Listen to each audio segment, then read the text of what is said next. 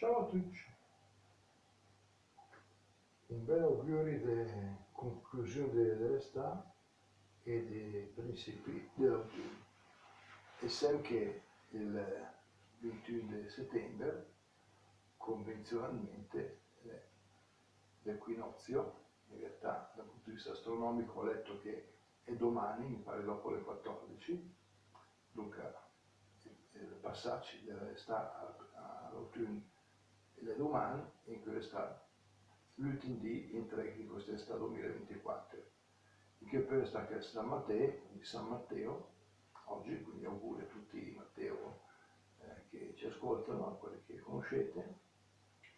Ed sta un apostolo evangelista, sappiamo che è colui che Gesù ha chiamato mentre lui era al banco delle imposte, perché era un pubblicano, cioè un amministratore delle imposte, e la sua vocazione, la sua chiamata è stata descritta in un mirabile dipinto di Caravaggio, penso che molti di voi lo conoscano,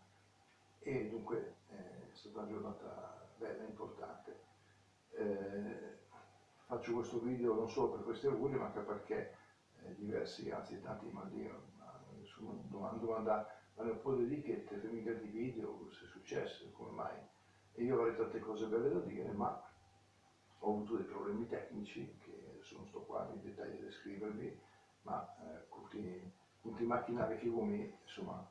ho avuto qualche disguido. Pazienza, cerchiamo di risolverlo, vediamo un po' di tirare innanzi, e intanto, come ho appena detto, vi fotografie avviate, rivolgete ai vostri amici, spero che ci scorra bene, e quindi ancora una buona conclusione di estate, un buon inizio di autunno, una buona domenica, e ciao a tutti.